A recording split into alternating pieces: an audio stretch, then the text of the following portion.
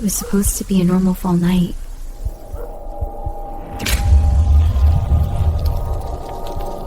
That might just be real. It was the 1st of October. The perfect, crisp autumn breeze had just started rolling, in the kind that smells faintly of pine and chimney smoke. Fall has always been my favorite season, and this year felt special. It was my first fall living with my boyfriend, Carter, in our new house. I wanted to surprise him, make the place look warm and cozy, filled with pumpkins and orange lights when he got home from work. So I started shopping. I went to a few local stores, but most of the good decorations were either overpriced or sold out. Then I remembered Facebook Marketplace. I searched fall decorations, and right away one listing caught my eye. It was a large green plastic bin filled to the brim with decorations, fake leaves, pumpkin ornaments, little signs that said "Welcome Fall." The price? $20. The description read, "Everything must go. Whole container of fall decorable wear, lights, outdoor stuff, clearing out house. Check my profile for more listings." I clicked on the profile. The name was Cody. His profile picture showed a man wearing a gray trucker's cap, pulled low enough to hide his face. The cover photo was a blurry lake scene. Almost everything on the profile was private. It had a few other listings: a new iPhone for $700, some women's clothes, a few Christmas decorations. The mix of stuff felt odd, but $20 for all those decorations? I convinced myself it was a steal. I messaged him and he replied instantly. Said he'd be home later that night around 9 p.m. and that I could come by then. He sent me the address. When I looked it up on Google Maps, the house looked normal. Cars in the driveway, neatly cut grass. It wasn't the best area, but not terrible either. Still, I asked my friend Sally to come along just to be safe. We left around 8:30. Sally joked about how sketchy the area was as we got closer, half laughing, half serious. The streets were dimly lit, almost empty. Then, as we hit the last traffic light before turning onto Cody's street, my phone buzzed. It was a message from him. "When you get here, you can come right in." I remember both of us just staring at each other. "Who asterisk says asterisk that?" Sally whispered. We agreed we'd knock no matter what. When we pulled up, the house looked off. No cars in the driveway, even though there had been two in the Google Maps picture. The blinds were drawn, but a faint light glowed from inside. I texted him, "Hey, we're here. Can you come to the front?" We watched the house, and then we both saw it. The blinds in one of the windows shifted just slightly, like someone was peeking out. Then they closed again. A few seconds later, the front door creaked open. My phone buzzed again. I'm at the door. "You can come in." Every instinct told me not to. Curiosity and maybe politeness kept us walking forward. I called out, "Cody?" No answer. Sally whispered, "Let's go." I took another step and called louder, "Cody." Then a man's voice came from inside. Yeah, I'm here. Come in." It was half visible, standing behind the doorframe, only showing part of his body. He waved us in. Something about the way he stood there stiff, half hidden, made my stomach twist. We walked up the steps. The moment we stepped inside, the smell hit us. It was this heavy mix of old fabric, dust, and something else. Something rotten. We heard fast footsteps retreat into another room, then his voice again, deeper this time. "It's over here." "Come look." Sally clutched my arm. I forced a nervous laugh and whispered, "It's fine. Let's just grab it and go." We walked toward the room he disappeared into. The smell got worse, almost unbearable. The room was dimly lit by a single lamp. The carpet was this faded red, almost pink, and the furniture looked ancient. In the middle of the floor sat a red asterisk, plastic container, not green, like in the photo. Cody stood behind it, smiling faintly. "This is it," he said. "Open it up." I froze. It wasn't the same container. The lid was cracked, and I could see dark stains around the edges. I asked him to open it himself. He chuckled, low and strange sound. "You're no fun." That was all I needed to hear. Sally grabbed my sleeve, and I whispered, "We're leaving." He lifted the lid anyway. A wave of stench hit us so foul it made my eyes water. We turned and bolted out the door. I don't even remember shutting it. By the time we got to the car, my hands were shaking so badly, I dropped my keys. When I finally started the engine and looked back, the front door was closed. No light, no sound. We never saw what was in that container, but whatever it was, wasn't fall decorations. That night, Carter wanted the address. I begged him not to go. He promised he wouldn't, said he just wanted to see it online. The next evening, he came home late. He said he asterisked, did asterisk go? An older woman answered the door, said she'd lived there alone for 30 years. He showed her the messages, and she said she didn't even asterisk have asterisk a Facebook account. Public records later confirmed that the house was owned by a 68-year-old woman who lived there alone. So who was Cody? And what was in that container? All I know is that since that night, I've never met anyone from an online listing at their house again, because some deals are just too good to be true. Thank you so much for listening. If you have a story of your own you'd like to share, feel free to send it in. Remember to stay safe out there, and I'll see you in the next video. It was the fall of 2019, the year I was living completely on my own for the very first time. I just moved to Asheville, North Carolina for a temporary job. It was only supposed to be for a few months, nothing permanent, but for me, it felt like a brand new start. I was 22, finally out of college, and so proud to have my own little apartment right in the heart of downtown. I absolutely loved Asheville. The city had this vibrant energy, but it was nestled right in the middle of these endless ancient woods and hiking trails. It didn't take long for me to become obsessed with hiking.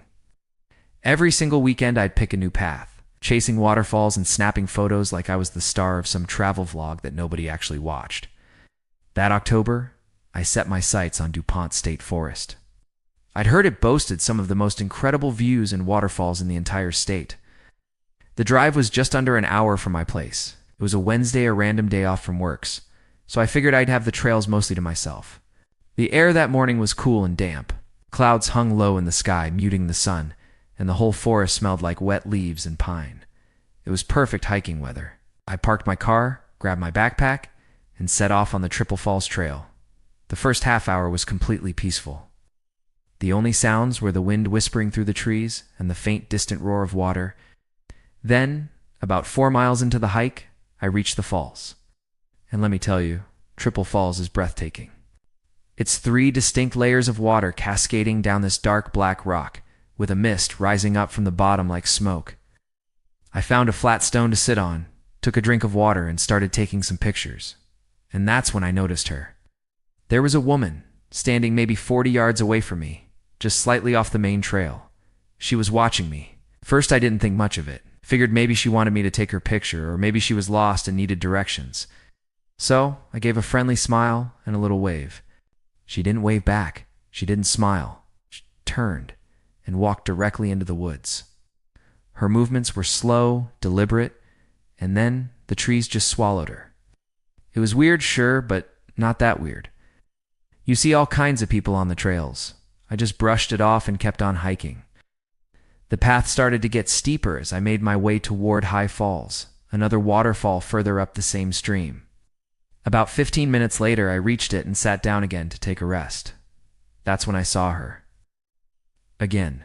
It was the same woman. Same short gray blonde hair. Same pale-colored jacket. She was standing about halfway down the slope near the tree line. She wasn't moving at all, just staring right at me. This time, a knot formed in my stomach. I decided to pretend I hadn't noticed her. I kept my eyes glued to my phone screen, pretending to scroll through something. But after about 10 seconds, my curiosity got the better of me. I had to look. I glanced up. She was gone. I can't explain why, but a deep chill ran right through me. The forest, which had felt so alive just moments before, suddenly felt unnervingly quiet. Still, I tried to rationalize it. It's nothing, I told myself. Maybe she's just taking photos, too. I wasn't going to let a little paranoia ruin my day. I followed the trail for another half-mile or so until it led me to a covered bridge that spanned the river. The bridge was old, made of weathered wooden beams, and the floorboards echoed with every step I took. I stopped right in the middle, leaning over the side to film the rushing water below. When I turned around, she was there. She was at the far end of the bridge, just standing there, facing me. There was no sound, no expression on her face. I hadn't heard her footsteps. Those old boards creaked with every move I made, yet she had appeared in complete silence. I froze. My heart started pounding in my chest. Trying to act casual, I pretended to adjust my camera settings. Afterward, it felt like an eternity. I forced myself to speak. My voice came out shaky. Hey, are you okay?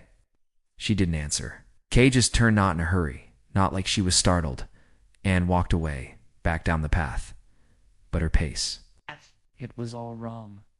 It was too fast for someone her age, yet too stiff and unnatural to look normal.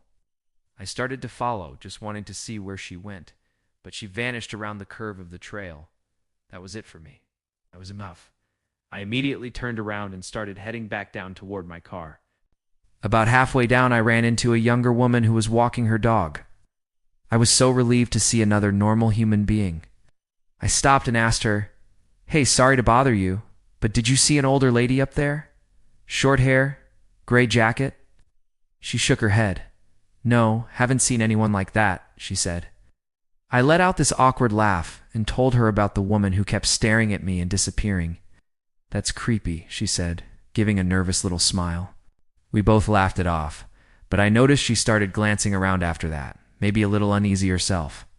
The rest of the hike back was uneventful. There was no sign of her, no strange movement in the trees. By the time I finally reached my car, I had almost convinced myself that I'd just imagined the whole thing. That night, I met up with a girl I'd been seeing at a local bar downtown. We drank some pumpkin spice beers, watched a baseball game on the TV, and I told her all about the weird stalker lady in the woods. She laughed and said it sounded like a ghost story. I laughed too, but later that night, the joke stopped being funny. It was sometime after 3 a.m. when I woke up. I wasn't fully awake, just in that hazy, half-dreaming state of awareness. My room was pitch black and completely silent, and then I heard something shift, like the sound of someone standing at the end of my bed. I blinked, my eyes trying to adjust to the darkness, and my stomach just dropped. There was a figure, a woman standing at the foot of my bed. It was the same silhouette, the same hair. Every single muscle in my body locked up. My throat went completely dry. And then pure instinct took over. I screamed. It was loud. So loud, I'm sure my neighbors must have heard it. The figure didn't move right away. Psst. Then, without a single word, she turned and walked out of my room. I scrambled backward on my bed until my back hit the headboard, shaking uncontrollably. When I finally found the courage to reach for the lamp, I flicked it on. Nothing. The doorway was empty. I tore through my apartment, the kitchen, the closet, the bathroom, but no one was there. I grabbed the knife I kept in my nightstand and called my dad. It was nearly 4 a.m, but he picked up, his voice groggy. I explained everything, the woman on the trail, the figure in my room. He sighed and said, Son, you were half asleep. You probably just dreamed it. Your brain was still mixing your dreams with reality. I wanted to believe him. It made sense. But the image was burned into my mind. The way she just stood there felt so real. I ended up pushing my heavy dresser in front of my bedroom door before I even tried to go back to sleep. 2 days later, my mom called. Her voice was soft, trembling. She told me that my aunt in Germany had passed away. A sudden stroke. I had never actually met her. She and my mom hadn't spoken in years. But as my mom was talking, she sent me a photo. It was a prayer card from the funeral. When I opened the image, my hands went numb. It was her. The woman from the trail. The woman from the foot of my bed. The same face, the same eyes. I had never seen that picture before in my entire life, and yet somehow I had. My dad still believes it was all just a terrible coincidence. But deep down I know what I saw, and sometimes when I wake up late at night and feel that heavy, oppressive silence in my room again, I can't help but wonder, did she come all that way to say goodbye? Or was she never really gone at all? My best friend Carlos and I have always done dumb things together. We've known each other since we were 10, and when we turned 21, we moved in together in our hometown of Brunswick. Georgia, a quiet coastal place that somehow feels smaller every year. We were bored. Every weekend felt the same bars, same streets, same people. That's when Carlos brought up the old house on Cedar Lane. Everyone in town knew about it, the creepy, mismatched house that looked like it belonged in another century. It sat behind an overgrown fence, its windows dark and dirty, its roof half collapsed on one side. Nobody had lived there for as long as anyone could remember. Kids told stories about it, that a family vanished there in the 80s, that squatters went missing, the usual small-town ghost house stuff. So, of course, we decided to go inside. It was mid-October, just before Halloween. Everyone else was doing haunted houses and corn mazes. We thought this would be our version of real haunted house. That Friday night, we got off work, grabbed some burgers, stuffed 2 baseball bats in our backpacks just in case, and drove out there. We parked a few houses down so no one would see us. The street was dead quiet. No streetlights, just patches of moonlight through the oak trees. When we reached the property, the grass was up to our shins, mixed with weeds and broken branches. We circled around back, thinking it'd be safer to sneak in that way. To our surprise, the back door wasn't even locked. That's the moment we should have left. The air inside felt wrong the second we stepped in, stale, heavy, cold. Our flashlights cut through clouds of dust. The wallpaper was peeling off in long curls. Everything smelled like wet wood and mold. "Yo," Carlos whispered. "It still has furniture in here." He was right. The place looked like someone had just walked out 50 years ago. Couches, an old TV, all coated in a layer of dust thick enough to write in. We split up a little, not far, just enough to explore. I took the first floor. Carlos went upstairs. The hallway was narrow, lined with small doors. I peeked into one room, a bedroom, barely big enough for a bed and a dresser. The bed still had sheets on it, stiff with age. I opened the drawers empty, except for a single hairbrush and a cracked mirror. I heard Carlos shout from upstairs. "Still furniture up here, too." "Nice," I called back. "Don't break anything." Then I found a final door at the end of the hallway, half rotten, barely hanging on its hinges. I pushed it open and saw stairs going down. The basement. I told myself I'd just take a quick look. I started down slowly, each step groaning under my weight. Halfway down, I noticed something strange, a faint, flickering glow coming from below. I turned off my flashlight. The light was still there, a soft orange glow like candlelight. I froze. Logic said to leave, but curiosity pushed me onward. I crept down the last few steps and leaned around the corner. There in the middle of the basement were 2 tall candles burning on a small table, and next to them a rocking chair. It was moving. Someone was sitting in it. I could only see the back of the chair and a pale hand resting on one arm.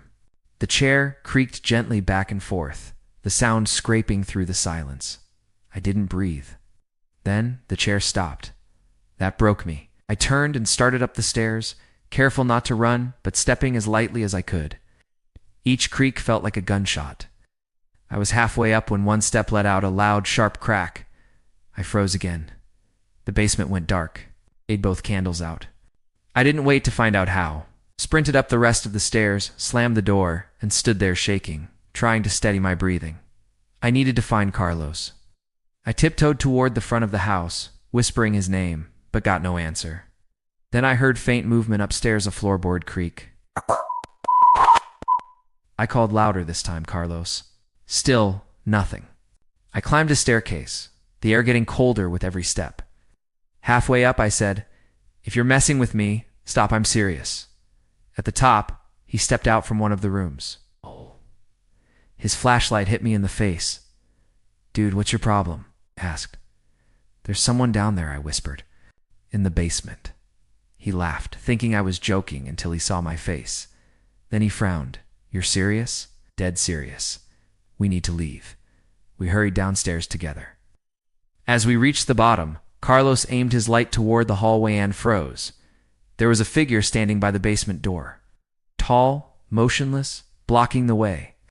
For a split second, I thought it might just be a shadow, but then it moved. A slow step forward. "Go," I whispered. We ran out the back door, through the weeds, across the street to the car. Neither of us looked back until we were halfway down the road. When I finally stopped the car at a gas station, we just sat there for a minute, breathing hard. Carlos kept saying, "What the hell was that?" Over and over, I told him everything. The candles, the chair, the hand. He didn't interrupt once, just stared out the window, jaw clenched. To this day, we don't know who or what that was in the house. Maybe some squatter living there in secret. Maybe something else. Whatever it wasn't supposed to be there. We never went back to Cedar Lane. In fact, a few months later, the town had the house boarded up. People said they finally planned to tear it down. I drove by once in daylight just to see it one last time. Every window was covered with plywood except one. Small basement window, the one facing the street. Someone had carved words into the wood. Come back. Thanks for listening. If you enjoyed this story, be sure to hit that like button and subscribe for more. Your support means a lot. Stay safe out there, and I'll see you in the next one.